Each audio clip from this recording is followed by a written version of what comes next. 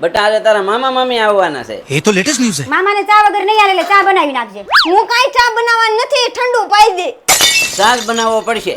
અરે બધાય બંધ થાવ, તમને ચા બનાવવામાં આળસ ચડે છે ને તો રીવિન વાળા તમારા માટે પરફેક્ટ સમાધાન ઇન્સ્ટન્ટ મસાલા ટી લેવા.